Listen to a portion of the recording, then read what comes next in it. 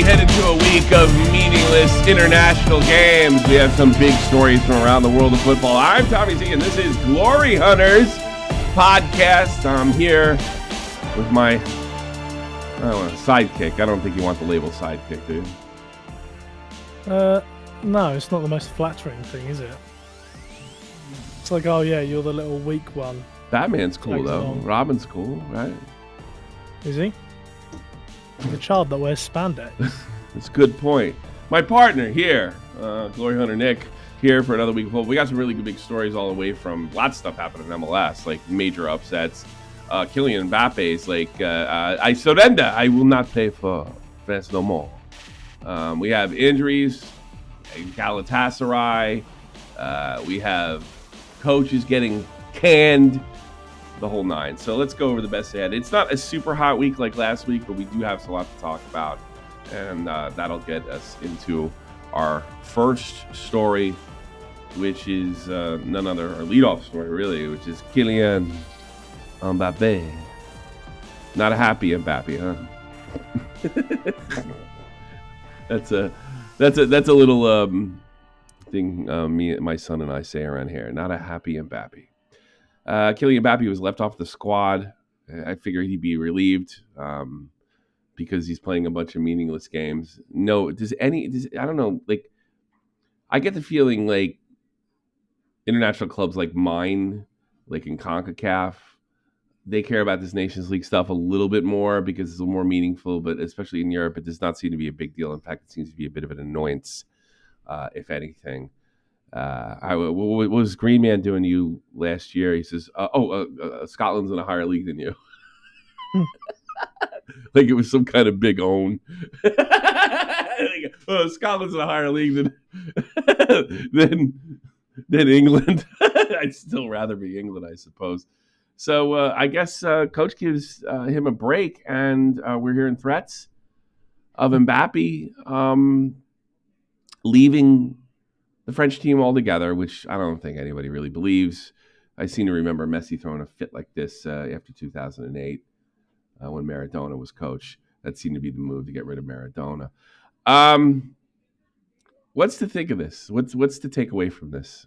He's not having a great start in Real Madrid. You mentioned last week that this is typical for players with big transfer fees and big salaries coming in. They do seem to feel like they made it, slow down. What's to read in this? I'd say Deschamps' times are numbered. Oh, really? Yeah. Well, Mbappe's the big star, right? Yeah. And yeah, he's being a petulant child throwing a fit here. But at the end of the day, if you're going to pick between Mbappe and Deschamps, if this is an issue between Deschamps and Mbappe, Mbappe's going to win out. He's still got plenty of years ahead of him for the national teams, and he's their best player. So you're going to say, well, if he's refusing to play because you wouldn't call him up a few times, then either we're going to have to get rid of you and he can step in, or you're going to have to fix things with him and bring him back into the team, because there's no way France are going to go to the next tournament and not bring Kylian Mbappe. Unless he becomes absolute shit and scores one goal from now until then, which is very unrealistic. Yeah, certainly. So my kind of loose tie-in to Maradona Messi wasn't as inaccurate as maybe I thought. I thought it was just something clever to bring up. Is Mbappé making a move to get the coach fired? Is that the thing here? Because I saw Messi did this. He's a lot younger, keep in mind. He was a young man at the time. I think it was between 2008 and 2010. I forget when. Maybe he was coach, because I remember Germany beating Argentina in a big game. I also remember Maradona snubbing his nose at Thomas Müller. That was kind of a big deal. And then when it was all over, Argentina. So it must have been the World Cup. It must have been 2010. And after it was all over, you heard rumbles about Messi never playing for Argentina again. And then Maradona, who was rumored not to be even coaching the team anyway, he was more of a figurehead, was shown the door. Is that what's going on there? And what does what does a coach hope to get out of this but fired? I mean, he's the star guy. I mean, wouldn't the smarter move to be go to Mbappe, and say, wink, wink, look, we want to give you some time off, get settled over there. These are not that important games. We trust your abilities in the future. That would at least push off this impending clash. But then maybe they did that, and Mbappe said, "I want to play." I don't know. Was there a better way to handle this, you think, if you're a coach? Oh, I mean, if this is the outcome, then yeah, certainly something's gone wrong somewhere where you got to fix that and could have done it differently. But yeah, like obviously we don't know too much behind the scenes what has been said or done. But I can't imagine Deschamps would have been like, oh yeah, we'll just kick him out because fuck that guy. It probably was just a case of, We oh lost well, you for a second there, buddy. these aren't massive games. Oh, sorry. Yeah, we lost you for a second there. Start again. You can't. Yeah, I was just saying Deschamps isn't gonna be like saying "fuck you" Mbappe realistically, unless you know something seriously has gone behind the scenes that we don't know about. And so it was probably just a case of he was like, "Look, he's not in the greatest form. I'll give him some time off. Let someone else play, whatever." You know, because I think Mbappe said before about like complain about games, like meaningless international games. So he's probably just thinking, "Oh well, we'll give him a rest." And maybe he just didn't say that to Mbappe or something like that, and so he's got the wrong idea from it. I don't know, but yeah, like if this is what has happened, then definitely you could have done something better. There's definitely trouble in the ranks. Quite possibly there may be a French coup. So is this First time ever? Is this the case of the French being French? You know, it does kind of have that vibe, doesn't it? Well, you can't talk like adults and work this thing out. I mean, I think Deschamps' still a great coach. You, I mean, I have a lot of faith in him still. You, when we were going into the Euros, you spoke of him highly. Or is it time for him to move on? I think people have been expecting Deschamps to move on for like a season, like a tournament now. Everyone thought Zidane was going to come in when Deschamps' contract was up, but then, like last minute, they renewed Deschamps' contract, so it sort of came as a bit of a surprise to everyone. So yeah, maybe it's time to move on. I don't know. If he's rowing with Mbappe, then yes, definitely. But I don't know. Yeah, he's still one of the better international managers. He still won something with them. Yeah, I don't know. I think this is maybe just like a miscommunication between the manager That's and what it sounds player. like. That makes the most sense to me because he's gone with the nuclear option because that's just how Mbappe is. He's just a petulant child with everything. The only other thing I could think, conspiracy I could think of, is Deschamps wants out, and he knew by doing this we'd get him kicked to the wolves, and then he'd get back at his friend Mbappe by looking like a petulant child. Because I do remember Messi losing some respect back when he was talking about not playing for Argentina, because that is really childish. So maybe he's like, yeah, I want out of here. What do I do to make that punk kid look like a punk kid before I go? I know, I'll leave him off some Nation Leagues game, and he's such a prick, he'll make a federal case of it, and I'll get shit canned out of here. Now that is a tinfoil theory, but it's funny nonetheless, and it would be very French, you know. Moving on, shock in MLS. We talked about this last week, the last possibility of for after Atlanta forcing a game 3, it was pretty clear that after game 2 that Miami wasn't taking Atlanta that seriously, and there was no reason to take them seriously because they are a what do they call that? I just completely slipped my mind. They're a wild card team is exactly what they are. I got that confused with the NFL, but we have a wild card too. So if you finish 8th or 9th, you got to play a wild card game to get in the rest of the MLS Cup. Atlanta comes up, they find themselves going to the conference semifinals, and they'll be playing against Orlando, if I'm not mistaken. Right here, let's check that out to make 100% sure. Yeah, they'll be playing Orlando. The big point in this match that'll be talked about, it was, Atlanta, to their credit, answered every time. Miami seemed to get a hold of the game. And this incredible, and I still haven't been able to identify the player that went down inside the box. And this is just a terrible way for a historic MLS team to go out. He looked like he was exaggerating. The ref wasn't buying the embellishment, which he had not been doing all game, by the way. That ref was very straightforward in that game. You watch this, and if you want to watch games with us, join the Glory Hunter Discord. This was here. You could have checked it out. You could have hung out with us. And you had the entire Miami squad looking towards the ref for a call. Even at one point, Atlanta was looking to make it, and when they didn't see him blow the whistle, Cross comes in, big header from Suisse, and makes it 3-2 with about a little bit over 16 minutes to go. And that's it. Messi, not enough Messi. Messi already used his magic box. He tied it up. It was over. They were going to force some penalties. And, they got a couple free kicks and corner kicks. Messi couldn't convert. And that's talk about relying on the guy. And what a way to go out. First round exit for Miami. Real disappointing. I know you said that it would probably be better if Miami lost. You said mentioned in a later round to show the quality of the average MLS player. How do you feel about them exiting the first round? That can't be good for MLS. Yeah, I think the point obviously still stands that it makes Atlanta look pretty good that they were managed to knock out Miami. Obviously, because the narrative would have been if Messi and the Barca lads won it, oh yeah, they just turned up to this retirement league, walked to the title, easy trophy for them. Whereas now it's like, oh, did you see Messi and the Barca players got knocked out of the MLS? So it's not like a walkover league anymore. But yeah, you would have, for viewing figures and attention and everything, you would have wanted Messi making the final. To go out in the first round, you're probably going to see the viewership drop now for the rest of the playoffs purely because Messi's gone, right? Absolutely. So you would have wanted to hold that until the final. So yeah, I think this is a disappointment in the terms of, you had all the hype of Messi coming to the MLS.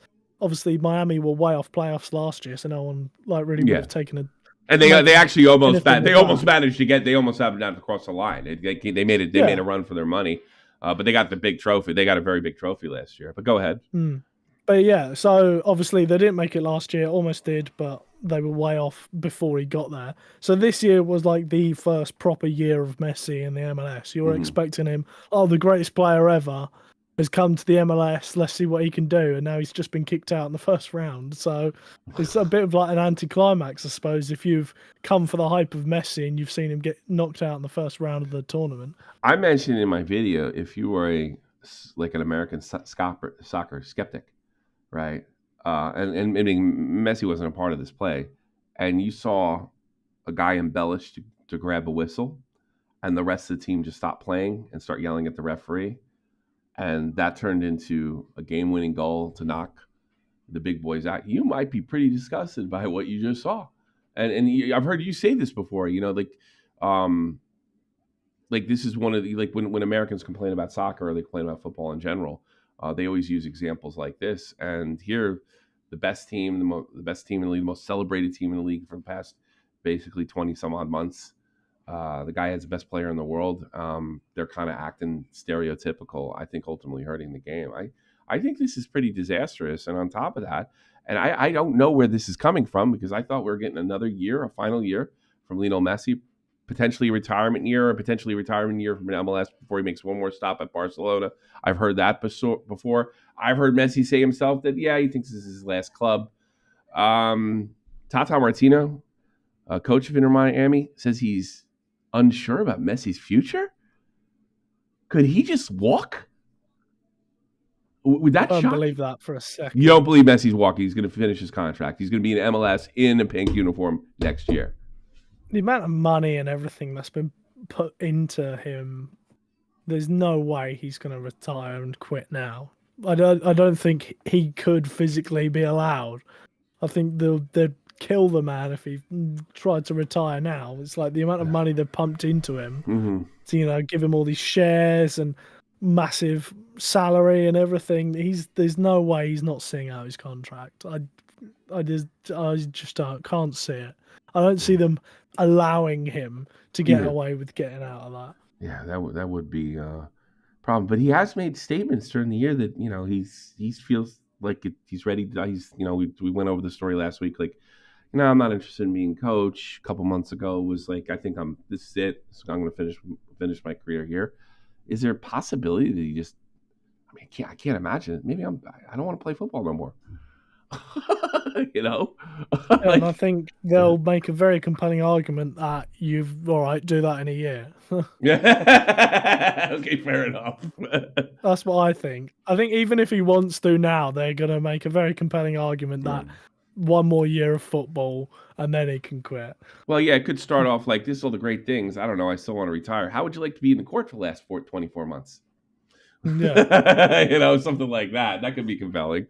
Kind of an offer he can't It's like it's refuse. just going to be easier for you if you just play one more fucking year of Yeah, football and then do what you want. you can go away. Do what you Yeah. want. Yeah, it's not the way I envision it. And keep in mind that Inter Miami is the winningest, most points of any MLS team in their 20, soon to be 29-year history.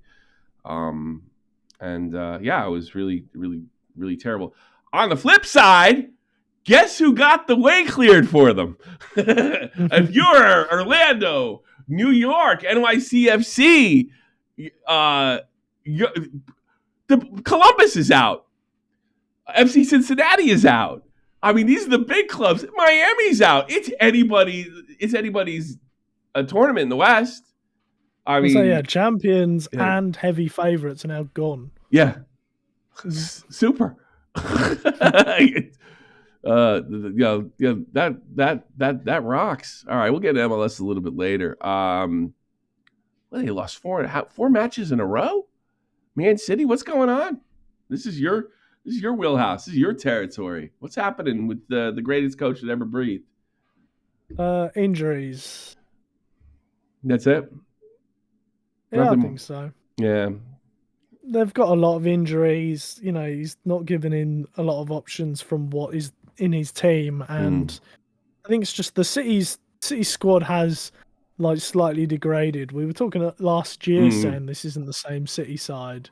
And they didn't really. They bought like Savinho this year, and that was pretty much it. Yeah, and Gundogan. They brought Gundogan back and bought Savinho. So they didn't really make a lot of improvements in the summer, and they already looked a bit worse last year than they were in previous years. So I think it's like a continuation of that, where the City squad just isn't as strong as it used to be.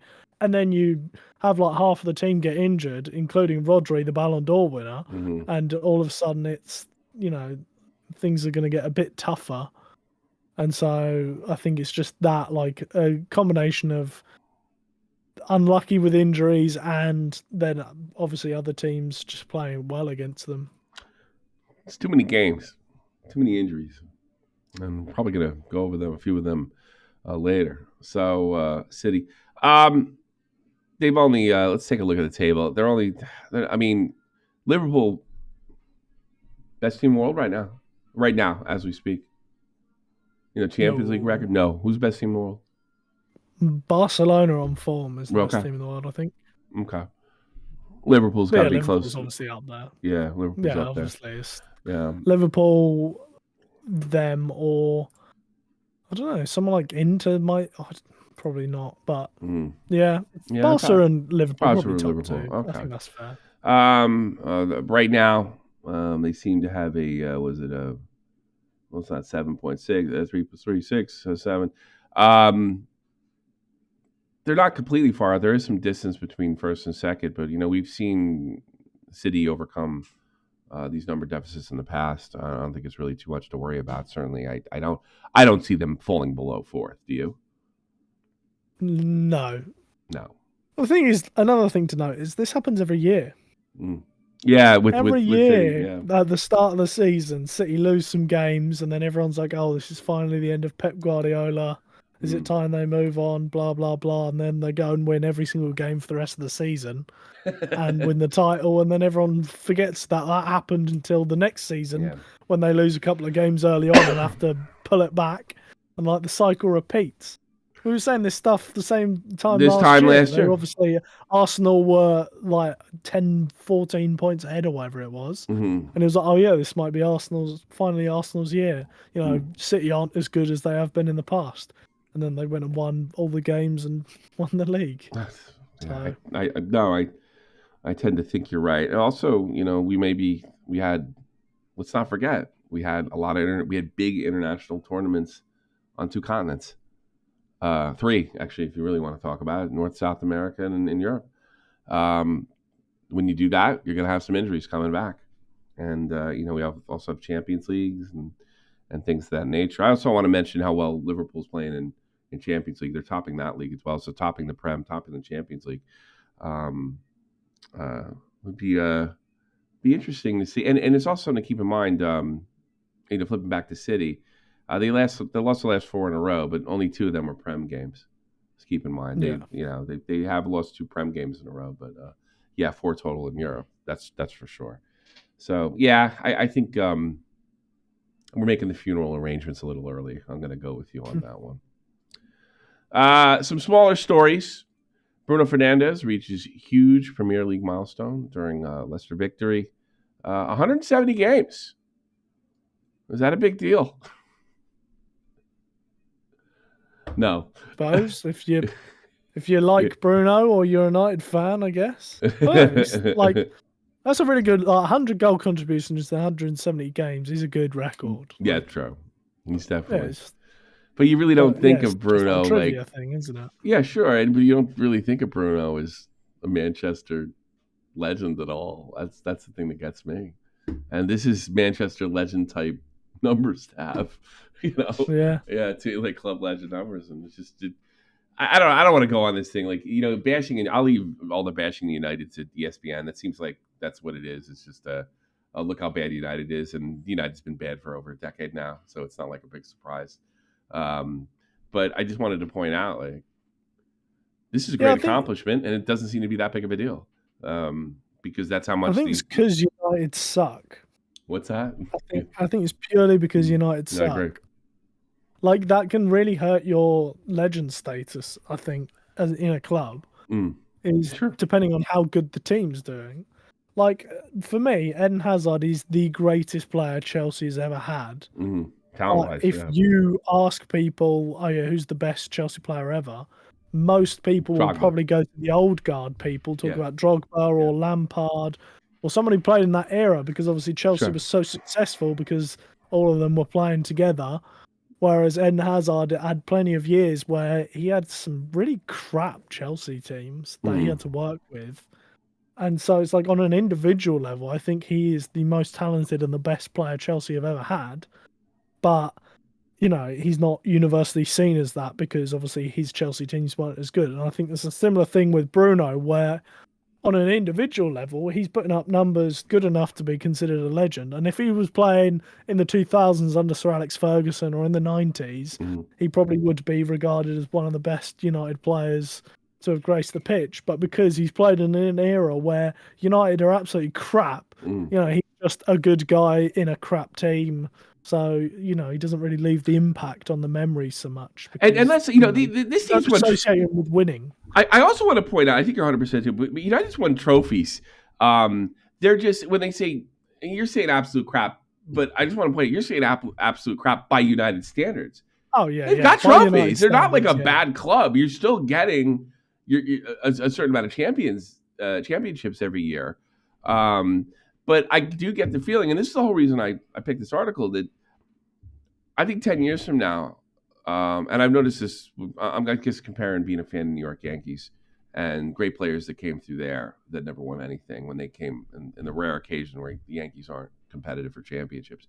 You look back and say, wow, he was really good. I wonder if Bruno's that guy. Yeah, maybe he wasn't utilized correctly. Maybe we didn't appreciate him as much as we should have at the time. I wonder if Bruno's one of those guys. The other problem with Bruno is he's completely unlikable. I don't like him. There's that aspect of it too. Many people do. Yeah, which could also affect your legend status. The way you carry yourself. 100%. Yeah. This just happened a couple hours ago. Tottenham goes down 2-1 to Ipswich with their first win of the year. Ipswich finds himself just above the relegation line. Congratulations to them. Congratulations to Ipswich, Ben, and the boys that do contributions from time to time here on Glory Hunters. I'm kind of been rooting for Ipswich all year. What's wrong with Tottenham? That is a very good question, and one I'm not sure I can really answer because I don't really know. Like on paper, their team isn't bad, and Postecoglou on paper isn't a bad coach. No. I'm not really sure why the hell it's not working. Yeah, losing. Like, in all honesty, like I thought they'd be pretty good this year because, a year of Ange, they bring in like someone like Dom Solanke who was doing really well goal wise last season, and he made a lot of sense. And like they get a lot of chances inside the box, which is exactly what Solanke was last year for Mm, Bournemouth. He was scoring so many goals just inside the box. He would just get in there, score, and yeah, Spurs last season were really good at getting the ball into the box, into the danger areas, but they just didn't have a guy who would be there and finish them. So, like Solanke made a lot of sense as a signing and looked like he'd be a good one. So I'm not. I honestly baffles me how Spurs aren't doing well because on paper they should. mm. I think Yeah, Heung-min Song being over 30 now, not having his boy there. Harry Kane, only 3 goals at this point in the season. Certainly not bad, but not what we expect from a Premier League all-star, for a lack of a better word. Um, Madison, he's got a goals plus assists of 6. There's not too much. I haven't gone all over the defensive stats, but this is not very frightening for a top flight Premier League team here. I mean, this might be a case of aging players not clicking, and obviously, clearly, it's just a lack of production. you know, and I don't care how good a coach you are if your guys can't finish, can't make plays, can't defend. It's yeah, you might get the coach fired, but ultimately it's on you at the end of the day. So interesting to see if Spurs continue to slip because it's getting. Are we? Are we at concerning now at this point in the season? It is November. I'm starting to see a lot more talk of should Ange go, which I think is I don't know always the about that. first I don't like sign. that. Yeah, I don't agree that he should go, but once everyone starts talking about should the manager go, that is usually like the first sign Yeah. that it's like everyone's now thinking, okay, they're actually in danger of like having a bad year. Mhm. I think it always starts with talks about the manager, and I think Hmm. yeah, if they certainly continue like this, like 10th in the league, I think it was shown on the screen there a second ago. Like Yeah. that's not it's not where Spurs should be right now. No. Spurs should be up there fighting for that top 4 spot, maybe even for the title, like really pushing for it. Hmm. So yeah, I think he's worrying. Like they're just so inconsistent as you can see with their form there. And Hmm. like I say, on paper, they're player wise, they're not bad. Like they've No. got a lot of talented players there. And has shown all throughout his career that he's a good coach that can be very successful. Like you said at the start of the year, he always wins in his second year. Hmm. So yeah, I honestly I don't I like I say I can't really say what's going wrong there because I don't really know. But Hmm. yeah, I think this certainly we are stepping into the territory where it's looking a bit worrying for their season Gotcha. that they're this low at this point. I would agree. Jude Bellingham reacts after ending lengthy Real Madrid goal drought. Bellingham's been a bit of a drought. I want to say since last April or May. Just in general. There were times, I mean, where he was kind of. He did have key goals for England, where he just wasn't what he expected. This time last year, we're talking Ballon d'Or for Bellingham, and when the Ballon d'Or came around to be awarded, he wasn't really in the conversation at all. Any opinions on Jude Bellingham? Um, I've been like kind of clear in the past, like I'm not a massive Bellingham fan Hmm. as it is, so it's hard to say. Like he's obviously his position has changed this season. Mm-hmm. That's one thing which hasn't really been talked about a lot. Fair Where enough. obviously last season but Real Madrid didn't have a striker, and so a lot of the time they would use Bellingham as like a false striker sort of option, pushing forward, and that was why he was getting so many goals last year, was because he was essentially Real Madrid's striker last year. And obviously with the addition of Mbappe this year, Carlo Ancelotti had moved Bellingham back to midfield because obviously Mbappe's up front now, and so that's obviously going to be a contributing factor as to why he's not scoring at the same rate, but performance-wise, he's not been as good either. And like I said, in the Euros, like he pissed me off so many times in the Yeah. Euros where it just felt like he wasn't good enough, and yet Southgate obviously wouldn't change him because it's Bellingham, even, despite the fact he wasn't playing well at all. And so, yeah, I'd assume he'll pick back up in form, of course, but yeah, I don't know. This is like a Are you length, saying like is this is spit it out? Is he overrated? yes, he's overrated, Yeah. but. Like he's not been in good form since like last quarter of last season. Mbappe, like no, sorry, Bellingham wasn't very good then either. Like there's the whole reason his whole Ballon d'Or campaign sort of collapsed was towards the end of last season he wasn't playing well. So this is a lot more worrying than it first appears because this is a carrying over from last year. This isn't just a this year season, like this year thing that he's not doing very well. So I just sucks want to to be a think, Madrid fan. if you're a crying, whining, being a baby City fan, look at the distance. There's a bit. Well, I mean, I guess we won today. There is some distance between Real Madrid and Barcelona. Barcelona being they are, the clear dominant team against them. It's still definitely doable for Real Madrid, but yeah, definitely the team they don't look like a Champions League team thus far. But I'm a bit biased, and you're mentioning Gareth Southgate. Gareth Southgate is not a good coach. He plays FIFA.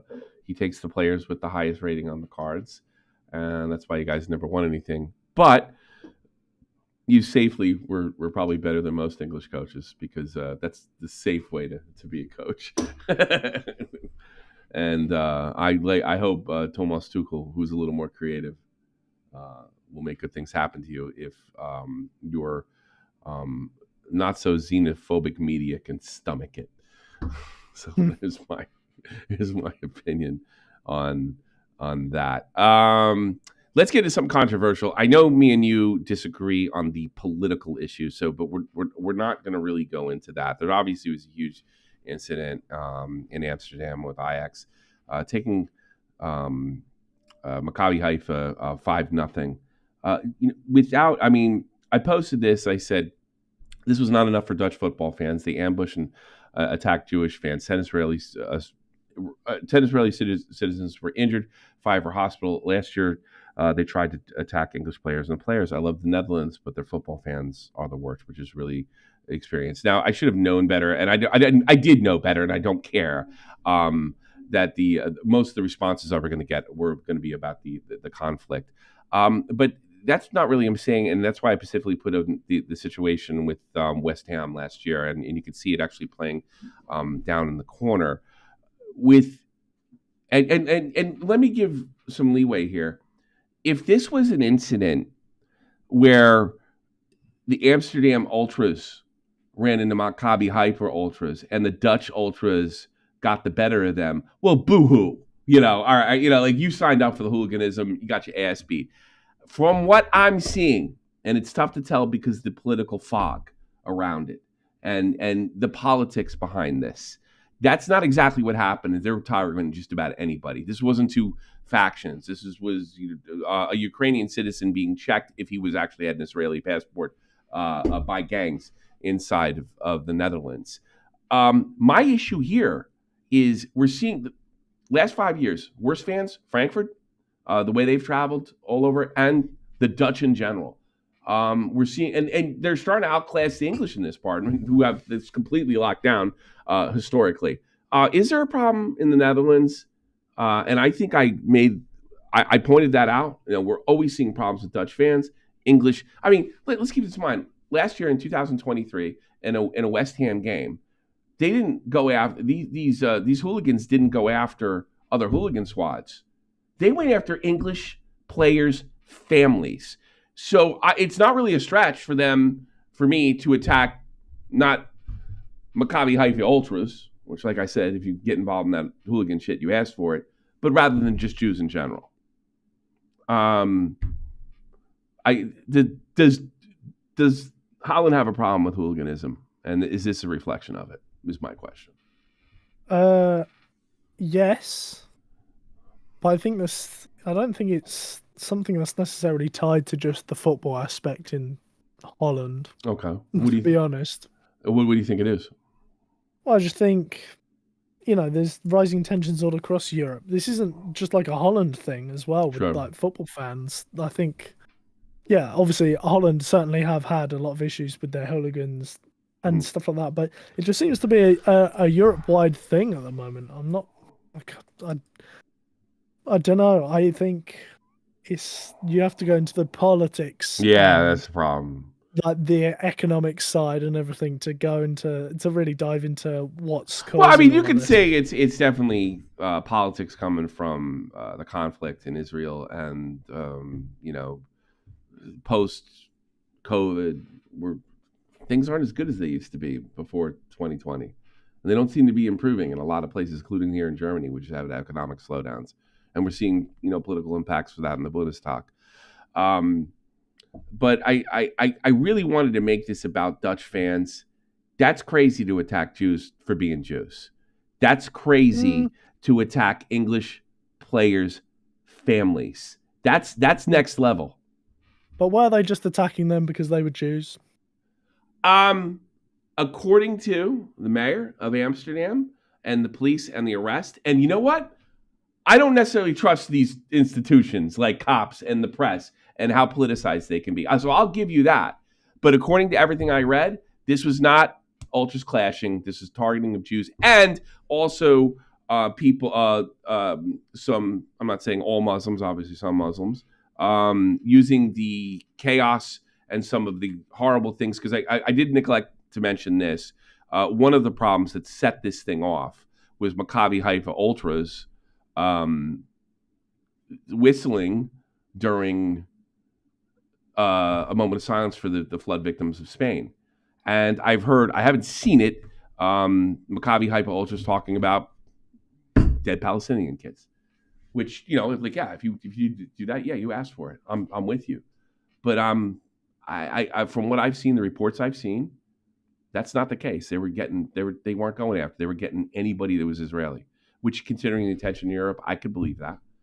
And considering what we've kind of both agreed on Dutch hooliganism getting worse throughout Europe, I could see that just being the spark that needed to happen. And I also some bad actors posing as hooligans even to just get shots on a few Israelis for being Israeli or Jewish. It's tough to tell, but I do think it's concerning, and I think it deserves to be pointed out. Without getting into how, and me and you, let's make it clear, we feel very differently on this particular subject. We've had private conversations about it,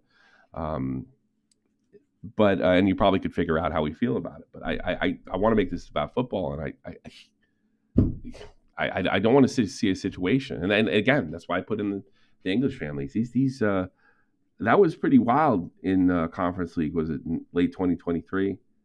Baklavas, a gang of Yeah. guys on the pitch climbing in. Now they're attacking Jews. I just think the issue is too big for football. You're probably right.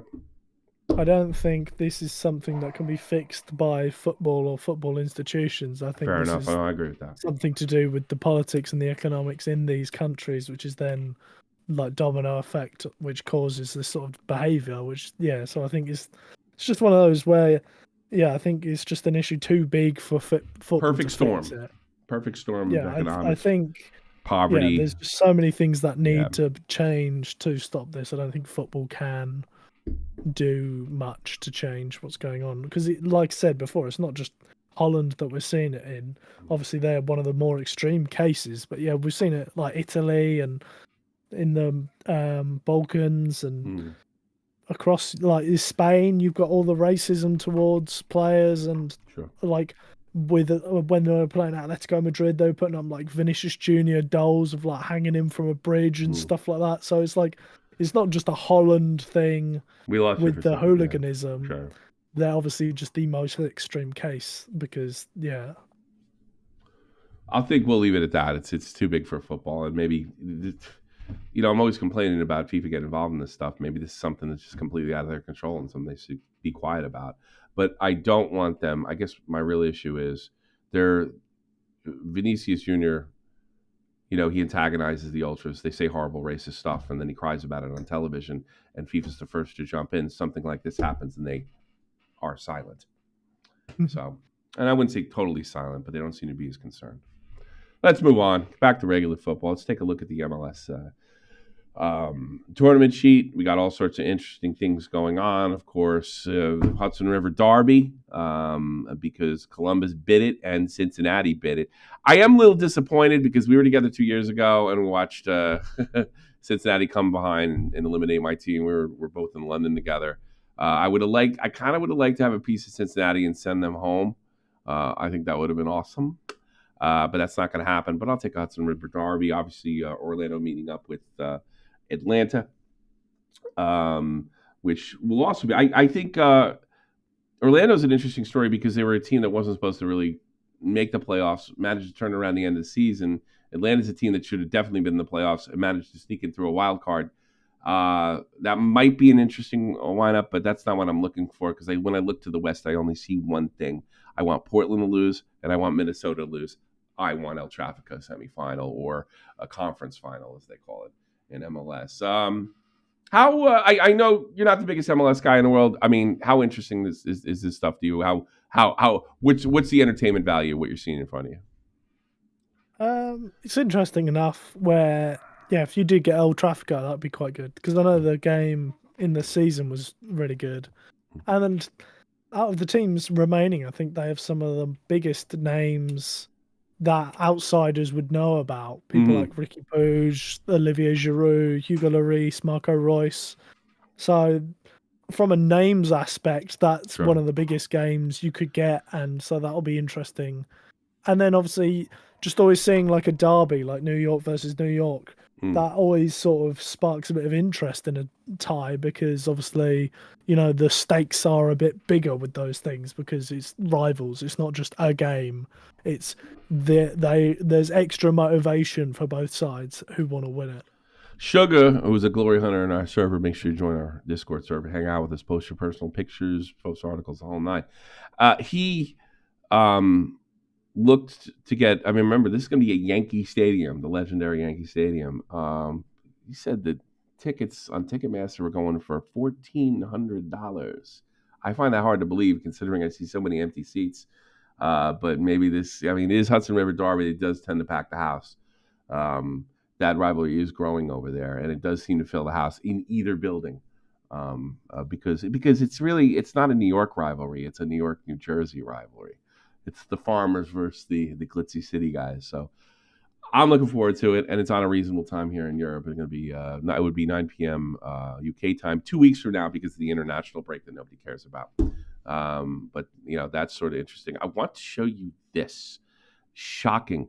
Lucio Acosta, after getting eliminated, he's talking about leaving. I mean, this guy's one of the biggest stars in the game. Not in the game. In MLS. Shocking stuff here. I wanted you to get a vibe. Now, he's not going to speak because his English isn't that hot. He's going to get translated for. But I'm blown away by this. Because as much as I hate Cincy, I do have a lot of respect for Lucio Acosta. The East all bounced in round one of the playoffs. Post-match, Acosta putting it out there. His future may not include FCC. I think maybe it's the frustration of what we haven't been able to achieve this year that leads you to consider what might happen in the future. I mean, a lot of very tough moments for me, for my family this year that would cause you to just reconsider what the future might hold. Loses one game, he wants to walk off. He won the Supporters Shield last year. What does that say about him? Sore loser.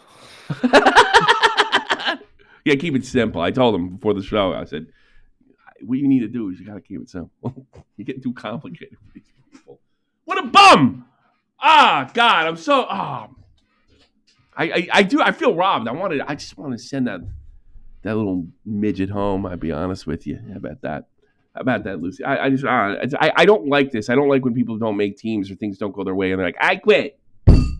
It's horse shit. I mean, I can understand a game. What's that? To do it right after the game as well. Like I can understand it more if he you know, goes away from the game and then he's like thinking, oh, fuck this, I want to go. And then he like informs them behind the scenes, look, I'm interested in leaving. But to be in like a post-match interview and basically say, oh yeah, I'm thinking of quitting. And he can dip out. He doesn't speak English. He can totally avoid it. Sorry, no English. Peace. He wanted to make sure people heard it.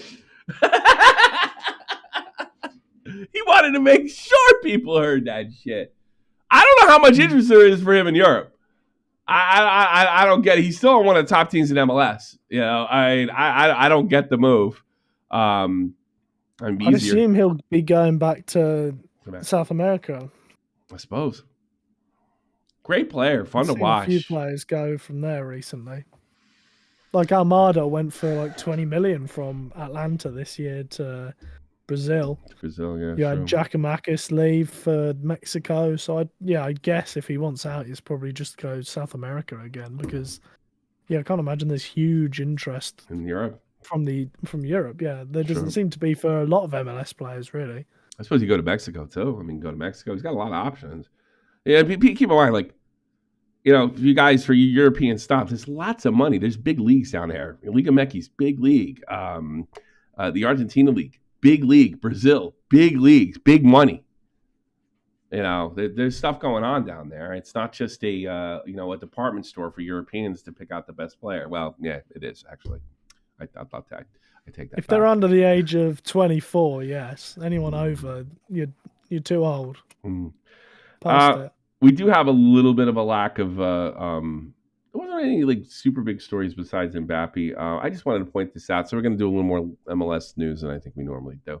I don't want anybody to think just because I'm American, I'm shoving it down. I think these were the stories that seem the most viable to me.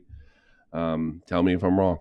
Send me nasty letters. I don't know. Jim Curtin, all 11 years since expansion, fired by Union. The 45-year-old again had been there since the very beginning.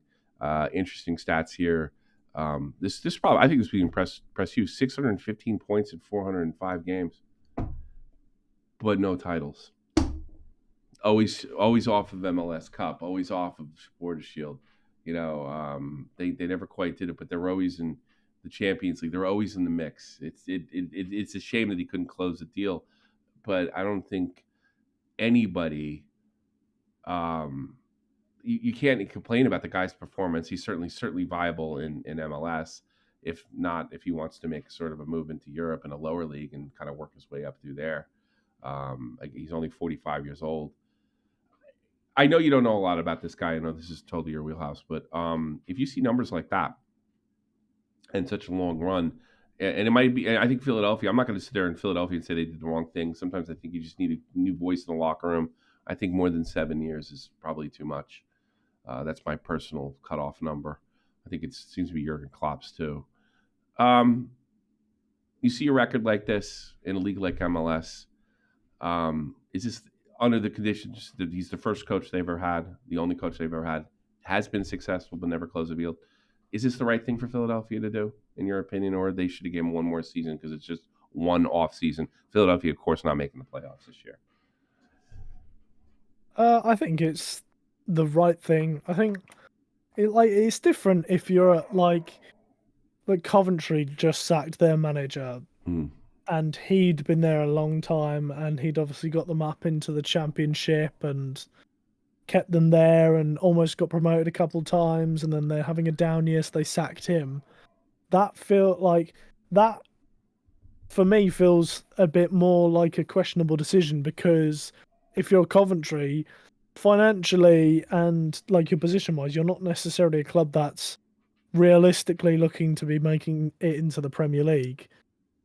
Like, yeah, obviously they almost did past couple of years, but like overall as a club, you're not seeing them as Premier League contenders realistically. But when you look at a league like the MLS with like Philly Union, obviously, like you said plenty of times, like sort of anyone can win the MLS because literally you can change your team in a year and suddenly go from the bottom team to one of the contenders.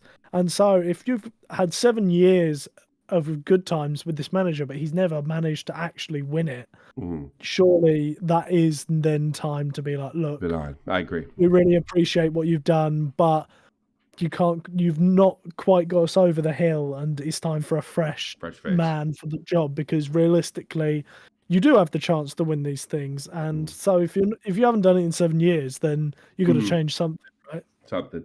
And it's I think with a record like that, I mean, I don't know if he get to Europe with a record like that. I'm not sure. Maybe the second or third league could be a viable option, because that's impressive. You know, that's impressive. And you know, it's a ball. It bounces. You get bad bounces. Weird things happen. You know, we saw Philadelphia lose to LA. That could have gone anyway at any time. Like some Gareth Bale heroics doesn't happen. It hits the wrong side of his head. Jim Curtin's a champion, you know, and that's how games like football and hockey go. It's just there's a dink in the ice, there's a divot in the field, and it could change somebody's whole life and mark on the football universe, so to speak. But and real quick, Kavan Sullivan, who's generally considered, at least last year, the best 14-year-old in the world, who is actually on the roster. He's on the team and he has dressed for Philadelphia. It's got to be disappointing for and I wonder if that would be the one reason to keep a guy like Curtin. Being able to rear a talent such as this, because it looks like on September 28th of next year, 2025, he will be 16, and they will be making moves to get him over to Manchester City. They have, like I say, a verbal agreement to move him over. And it's just, I don't know, it kind of sucks that old Jim's not going to be able to rear this guy, because he's been so good with so many types of players. But the long-term plan is to get this guy in the City system and playing on City by the time he's 18. That's how big a prospect he is. He's a real... I hope it's not a Freddie Adu situation. I hope it's better than a London Donovan, and even better than a Dempsey situation. But this guy he's definitely wonderkind. Is that, you think he's in that category? This kid, you think he falls in it, or at least for prospects? I've not watched him, so I can't really comment on how good he is. I saw him do a scorpion kick in the box as a cross. And the cross was on target, and the guy put it in the top shelf. I mean, I mean, he was probably playing a bunch of bums where he knew he could get away with something like this, but it's supposedly tremendous talent. And it would be nice to have super duper, like top flight, at least sort of the best in the world talent, because we've never been able to produce that in the United States. There he is, his 14-year-old right now with his family, who he's a Philly boy too, and one of his brothers is a leader on Philadelphia. So as their Mauro Icardi toward his ACL, probably has something to do with so many games they play. He'll be out to the end of the season. Get well soon. Now, what do they say there? What's the saying? Causation doesn't mean curation. I forget what the fuck. I'm stupid. Is this too many games? This is a huge loss for Galatasaray. No. You're not concerned yet? Because here's what I'm going to do. I'm going to get these injuries like Rodri. I'm going to keep asking you until you change your mind. Like, it might be a year, it might be 2 years from now, and I'm going to keep. He plays in Turkey. Where are all these games? Well, I mean, Galatasaray. They got European game, they got Europe. And then and they have cups too. You might not watch their cups. They got cup games too. Yeah, they got like one cup. Yeah, well, England's the same amount of games as players 10 years ago were playing. Players 10 years ago weren't complaining about too many games. Yeah, I can understand it more from someone who plays for City, sure, because you have multiple cups in England as well as all of this. But he plays in Turkey. He plays the same amount of games. I'm going to keep bringing these up so one of your favorite players get clipped. This is not my wheelhouse. Ivan Juric for Roma gets sacked. I don't know much about him. I heard Orson Welles say they should have never sacked. The name is Mario. Come on, Tommy. I'm having a brain meltdown. Mourinho. Jose Mourinho. Excuse me. Thank you. Third coach in 12 months. What's going on in Roma? They're idiots. Yeah. And they shouldn't have sacked De Rossi. I said it at the time. When they sack real quick, they don't get what they write right away, and they make some kind of dramatic moves. It seems like it's like now you got to fire the next manager even quicker. It seems kind of like a problem that kind of eats at itself, like kind of I don't know, not self-fulfilling prophecy, but yeah, if you make like let's fire him now and send a message, and then what happens is if the next guy doesn't pick up, you got to fire that guy even quicker, to be consistent. Well, the thing is, right. So, like, I agree with the justification of sacking Mourinho because they'd gone to shit sort of by the time Mourinho was sacked. They'd gone downhill and they weren't playing very well. And then they bring in Daniele De Rossi, who then has a complete surge in the second half of the season where he manages to get Roma all the way back up the table and playing really well. Then he has a rough start to this season. They sack him like 4 or 5 games into the season. Yeah. Like, how can a guy who's just had a fantastic second half of the season, saved your season, got you back into Europe, and then he has 4 bad games at the start of the season, then you sack him, and then now they've sacked another guy just after. They replace him with Juric, and then they've sacked him like 2 months later. It's like, so why the hell? I gotta be honest. I just more than 4 games. Unless you're gonna make the argument the behavior issue is why they get rid of Mourinho. Mourinho got to to a final and they canned him. So I don't even agree with that. But De Rossi, yeah, I agree with you. De Rossi, maybe you can make a better argument with you, Mourinho. But no, I think there's too much value put on, and this is all coaches, include all the way up to Pep, on their impact on the field. And the people that decide the firing, hiring don't know enough about football to see if they're having that impact or not. So they fire them to show their bosses that they're actually doing something. Because that's all you really can do is it's a binary decision. You have a coach there, you're not. So I don't think Roma is unique in this particular area of idiocy in upstairs with these clubs, in my opinion. Not unique. Let's put it that way. Roberto Mancini is front runner to replace him at Roma. What do you think of that? I think it's comical, personally. You realize that? Tell me.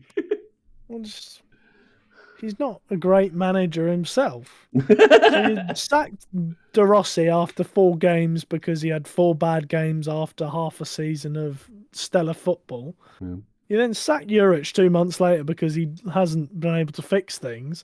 And then you go into a guy who's just been booted out of Saudi Arabia.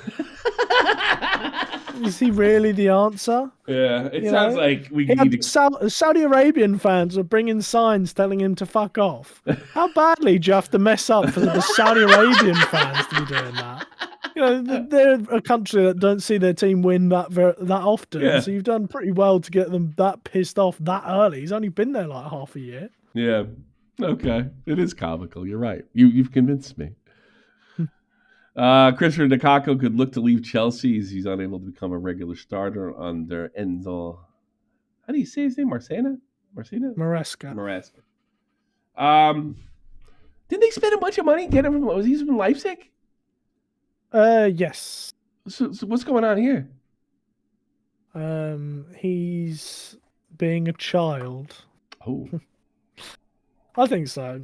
Yeah. No, I understand you want to start games, but like he started every single European game. He starts in the cup. He comes off the bench in the Premier League, and he's complaining that he's not starting all the games. Like he's not starting in the Premier League, basically, and potentially wants to leave because of that. Which I mean, sure, whatever.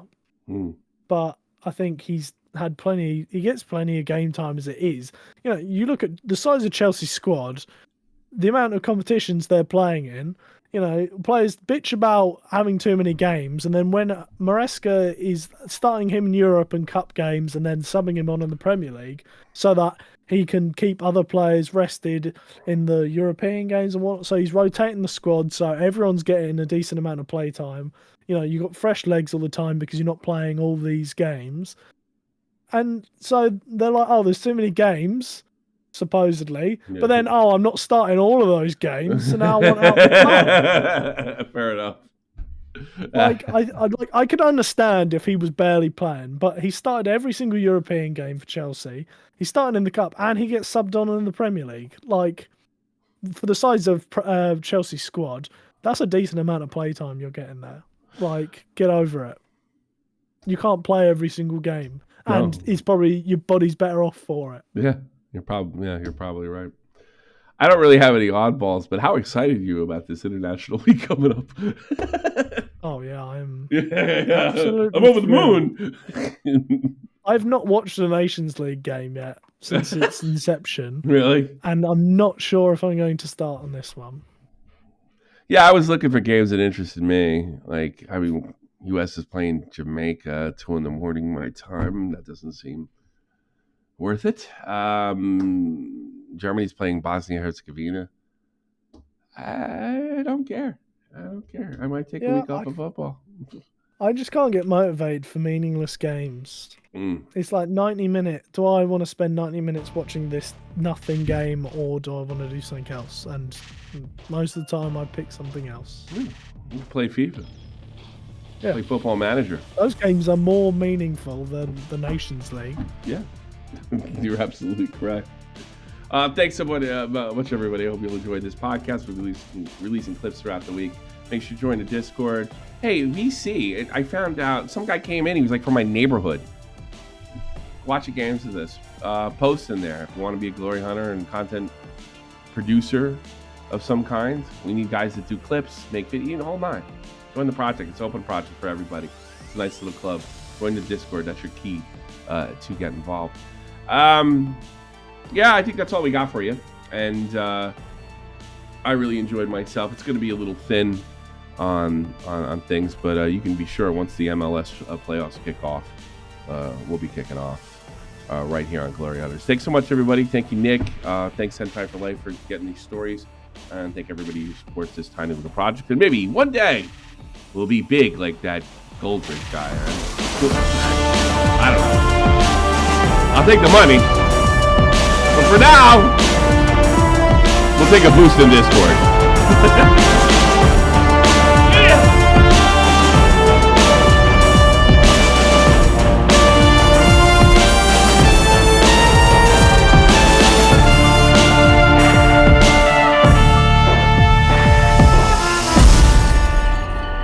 I hit the wrong button. Goodbye, everybody. Take care.